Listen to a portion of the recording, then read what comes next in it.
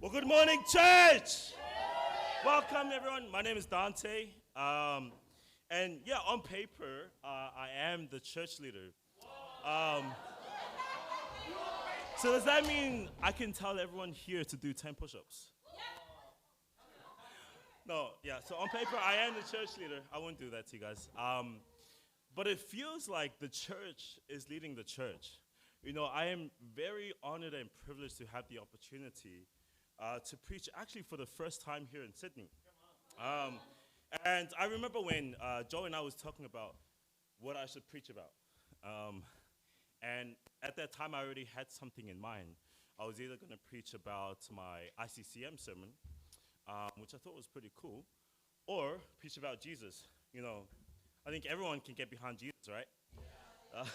But then Joe looks dead right at me in the face, and he's like, mate, come on, bro, don't be boring.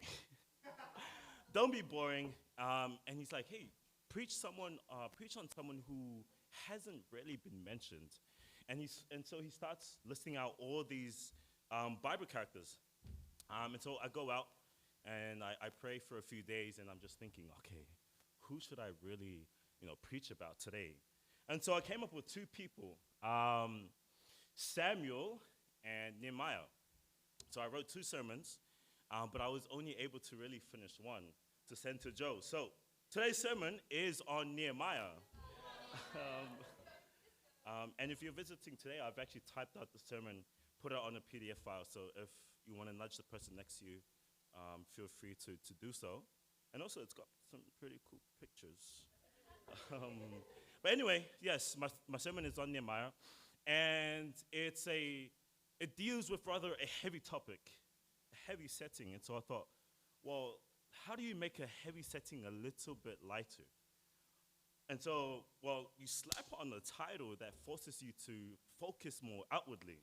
And so the title of our lesson today is Rebuilding Together, focusing on Nehemiah's example on servitude, rebuilding together. So, just for a little bit of context about what we're going to talk about in the book of Nehemiah, picture this.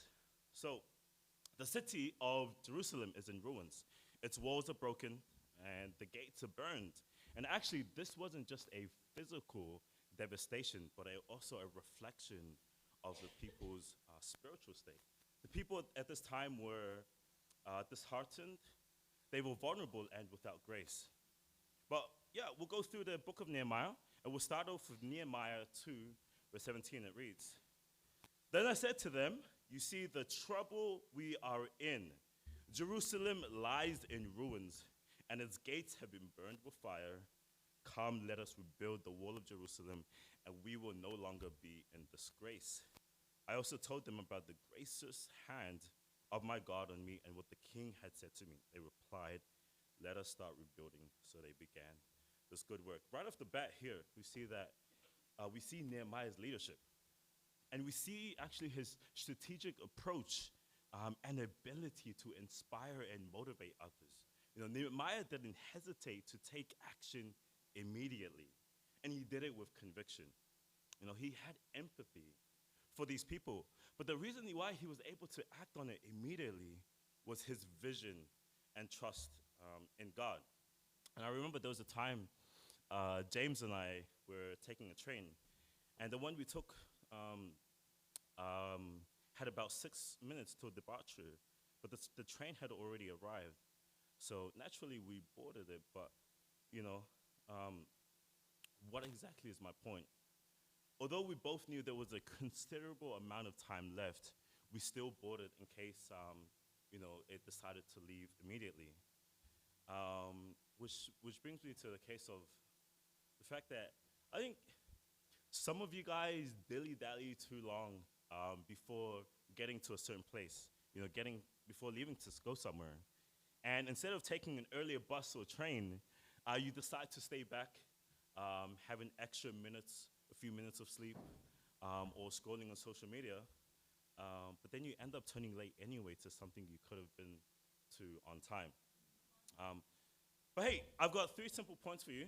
And first point number 1, Nehemiah's burden and vision.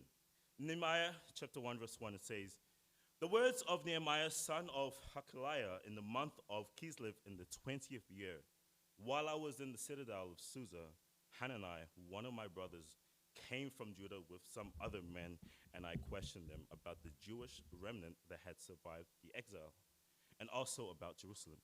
They said to me, 'Those who survived the exile and are back in the province are in great trouble and disgrace.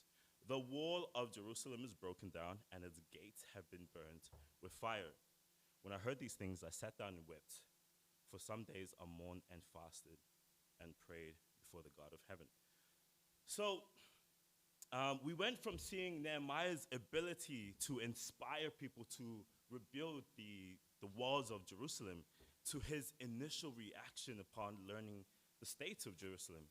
And here we see that Nehemiah's burden is deeply rooted in the distressing news he receives about Jerusalem. Its broken down walls and burnt gates. And when I think of someone who, has this heart, I think of, I'll never forget one time on a midweek in Auckland, Scotty went in front of the church, and he apologized to everyone there, including the visitors. During that time, it was tough for everyone, but he personally decided to take on everyone's burden. And he was talking about how lately the church had been lukewarm. And so what he said was, "I've realized how lukewarm I have been, and it has affected my instructions and leadership for the church. If I were a stranger to this church, I would have thought Nixon and Sarah were the leaders." This is what he said. And then he goes on, he continues, he says, "There should only be two reasons why you should never come around to church again. It's that we are so fired up for God, and it exposes your true intentions, or we are so lukewarm. And if that's the case, then I urge you guys to run for the hills, or we will drag you down to hell with us." And I remember that time. There's just something so humbling about a leader who is able to take on full responsibility and burdens for its actions and instructions. And from that day, he radically repented, and his example inspired everyone else to rebuild the church together. But what we also see here is the beginning of Nehemiah's vision for Jerusalem's restoration. Here we see his vision came from his burden. Sometimes we don't have vision because we simply do not own up to our burdens. In Nehemiah 2:17, it says, "Then I said to them, 'You see the trouble we are in. Jerusalem lies in ruins, and its gates have been burned with fire. Come, let us rebuild the walls of Jerusalem, and we will no longer be in disgrace.'" Here we see Nehemiah was in touch with his people's struggles. And when I think of someone who really cultivates this is Pete. Pete with Vivid. My first time coming to Sydney, Australia, and I was having a chat with Joe about how to raise special mission contributions for the church, for our Mercy Worldwide project, sending out mission teams, building churches and things like that. And, I was always just super impressed with how someone was able to randomly come up with raising 17K. But yeah, when I came to Sydney, I was shocked. And now being a part of the whole fundraising, I'm even more impressed because of how much preparation and thought that went into it, and the faith also in knowing that it will sell and sell huge. But yeah, I was amazed, but I was also perplexed with the way that Pete went about it, with the whole balloon selling thing. But now I realize that it's because he had the vision, and the vision simply came from being in touch with the people's struggles, the church's struggles. And through that, he was able to build up something that every region does, and every church imitates to this day. Which brings me to my second point. Point number 2, taking action in faith. I don't know about you, but planning something big sometimes it's manageable for me, but then implementing it, right? Implementing it is I get super anxious whether it'll flop or people aren't on board. And it's a cycle that sometimes, only sometimes does my head in. But yeah, so yeah, next time I am planning something big, just a heads up, I'll probably be overworking in my mind. But in Nehemiah chapter 4, verse 30 to 20, it says, therefore, I stationed some of the people behind the lowest points of the wall at the exposed places, posting them by families with their swords, spears, and bows. After I looked things over, I stood up and said to the nobles, the officials, and the rest of the people, don't be afraid of them. Remember the Lord who is great and awesome, and fight for your families, your son and your daughters, your wife and your homes. When our enemies heard that we were aware of their plots and that God had frustrated it, we all returned to our wall, each to our own work. From that day, half of my men did the work, while the other half were equipped with spears, shields, bows, and armor. The officers posted themselves behind the people of Judah who were building the wall. Those who carried materials did their work with one hand and held a weapon in the other. And each of the builders who wore his swords at his side as he worked, but the man who sounded the trumpet stayed with me. Then I said to the nobles, the officials and the rest of the people, the work is extensive and spread out, and we are widely separated from each other along the wall. Wherever you hear the sound of the trumpet, join us there. Our God will fight for us. I mean, you can just imagine the scene here, right? It could be like a pretty epic movie scene. But anyway, here we see Nehemiah's call to action. Nehemiah, he organizes the people to work on the wall while being prepared to defend against his enemies. Not only that, he constantly reminds them of God's presence and support. Although we may be great planners and thorough with our plans, it will only be successful through God. And you have to understand that. Nehemiah understood that, and he taught his people to understand the same principle as well. I mean, are you guys teaching the same principle to your friends, to your family? Wherever you go, is this a thing that you understand? And make no mistake, guys, no matter how great your plan is, if God wills it, it will work. If he doesn't, it won't. Thank you. And as it says here in Genesis 11, verse 1 to 9, it's not in the notes, but it reads, now the whole world had one language and a common speech. As people moved eastward, they found a plain in Shinar and settled there. They said to each other, come, let's make bricks and bake them thoroughly. They used bricks instead of stone and tar for mortar. Then they said, come, let us build ourselves a city with a tower that reaches to the heavens, so that we may make a name for ourselves. Otherwise, we will be scattered over the face of the whole earth. But the Lord came down to see the city and the tower the people were building. The Lord said, if as one people speaking the same language they have begun to do this, then nothing they plan to do will be impossible for them. Come, let us go down and confuse their language so that they will not understand each other. So the Lord scattered them from there all over the earth, and they stopped building the city. That is why it was called Babel, because there the Lord confused the language of the whole world. From there the Lord scattered them over the face of the whole earth. So if you guys are reading the notes, you see a few pictures on there. The one just above, just below the scripture, is a picture of, from right to left, is Rafaro, me, Kevin O'Hara, Wayne Wang, and then Annie, Hannah, Emma, and Jason. So last year, there was a time when I arranged a little conference for my Bible talk. And it was actually the first ever time I was leading a Bible talk. And so I thought, hey, what could I do to hype up my Bible talk? And so what we did is I planned the conference. I did an order of service. I planned the songs, the speeches, short charges, and also a prayer. And then we decided to hike up Mount Eden. Now, for those who know where Mount Eden is, it's quite a steepy hill in the mountain of Auckland. And during this time, Kevin O'Hara wasn't a disciple. And for some reason, Wayne came with us. I can't remember why exactly. But I thank him for that because that's how we got the picture. But anyway, on that day, we met up at the foot of the mountain. And then we sang, we prayed, we took pictures. And then as we warmed up, we started to trek up the mountain while singing the song. And I remember the song near the end was, I'm Coming Up, Lord. And right at the very top of the mountain, everyone was dying out of their breath while singing the song, I'm Coming Up, Lord, which is a very fitting song, actually, I think.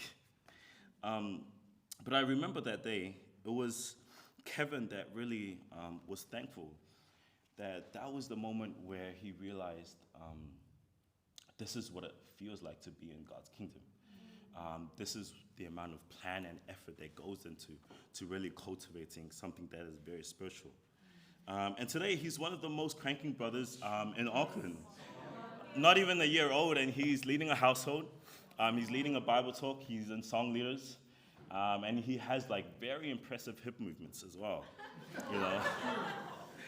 But guys, you know, bringing visitors and bringing friends to your life really has an impact on them, on their faithful journey with God, you know.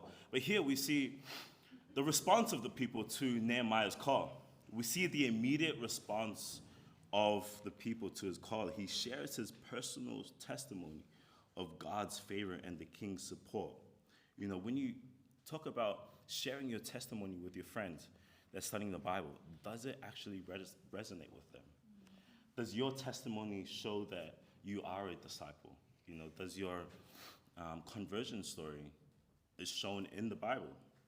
You know, I will forever cherish the time I arranged a barbecue with the brothers on a Saturday night. So usually, as a church, what we do on Saturday nights is we have encouragement dates with brothers and sisters where we go out encouraging each other, having food and loads of fun. But that certain night, none of the brothers had set up a date. And so I decided to do a barbecue. And at that time, we invited JC, who also at that time wasn't a disciple. But I remember specifically the moment where we all sat down and we shared our stories, our struggles. And in that moment, I realized that the friend group were made of 2 islanders, 2 Chinamen, 1 Russian, 1 Scottish, 1 Korean, 1 person from Iran, and also a Kiwi. You know, I mean, where else in the world can you find a diverse group like that? And I remember thinking to myself, you know, this is what it feels like to be in God's kingdom. But yeah, JC is now a brother who's living his best life in Auckland. And also, if you look at the picture down there, we lit up fireworks. But because we didn't have stands, we had to hold them. It was pretty scary, but you know, we got a cool picture here of me holding a firework. But yeah, last and final point number 3, facing opposition. So almost every day, everyone here will be facing opposition, you know, especially as a disciple. And if you claim that isn't the case, then you simply haven't been out in the battle. Now, if you read your Bible, you find that when God is on your side, anything is possible. The issue is, are you walking with God right now? You know, in your job, is He with you? When you're sharing your faith, is He with you? What about at home? You know, is God with you right now? In Nehemiah, chapter 4, verse 1, it says, "When Sanballat heard that we were rebuilding the wall, he became angry and was greatly incensed. He ridiculed the Jews, and in the presence of his associates and the army of Samaria, he said, 'What are those feeble Jews doing? Will they restore their wall? Will they offer sacrifices? Will they finish in a day? Can they bring the stones back to the life from those heaps of rubble burned as they are?' Tobiah, the Ammonite, who was at his side, said, 'What they are rebuilding, even a fox climbing up on it will break down their walls of stones. Hear us, our God, for we are despised. Turn their insults back on their own heads. Give them over as plunder in the land of captivity. Do not cover up their guilt or blot out their sins from your sight. For they have thrown insults in the face of the builders.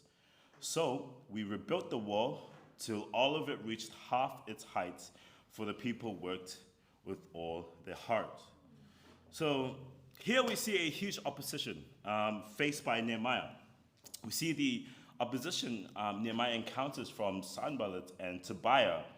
And actually, Sanballat becomes very angry and ridicules the Jews. And this kind of reminds me of a time when, whenever we go through struggles in life, whenever we face opposition in life, sometimes we can just procrastinate in the things that we try and do. But I want to lift up a certain brother from Botswana. His name is Tiro. And so he's pretty cool, right? Recently, we've been making a plan on how he could, be more physically healthy, mentally as well. And I know that throughout life in the world, when I think of people who try and do that, it's very hard to do so. And so we signed up for the gym, Crunch Fitness, alongside James. And we've been making this plan of going at least 3 or 4 times a week. And recently, we have been doing that. We've been consistent. But I think 2 days ago, when we went to the gym, we did a chest and back workout.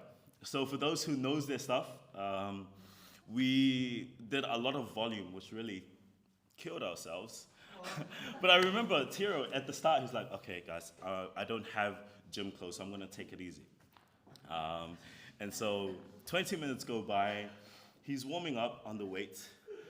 James and I are doing the same weight, and he's doing the same as well. 20 minutes again goes by, and then we start cranking it up, 20 kilos more, 40 kilos more, and he's catching up. And then near the end of the exercise, he starts doubling what James and I do. The weight, and to add salt to injury, he does it with perfect form. And he's doing it very slow, very concentric. But in that moment, I was really grateful, and I had to, we prayed after with God, just being grateful and privileged the fact that we have brothers in the kingdom that we go through struggles with, and we can grow together. Sometimes it's hard to see the way that we grow by ourselves, but through other people, especially through friends who stick close together like glue 24/7. We are able to see it even more. So, yeah. But here we see that in the face of opposition, Nehemiah responds in a spiritual manner. Too many times do we respond in a worldly manner. And I remember this time AJ and I went sharing on Thursday, I think, on Thursday night. And we encountered a very zealous Indian who was grew up Hindu, but never really believed in religion. So we invited him. And before I got to finish my sentence, he cut me off and he was like, "Don't you know what's going on in the world right now?" And so I paused and I think, and then again, I try to respond, and he cuts me off and he repeats the same question. He's like, "Don't you know what's going on in the world today?" And I realized in that interaction, he was just interested in airing his own opinions.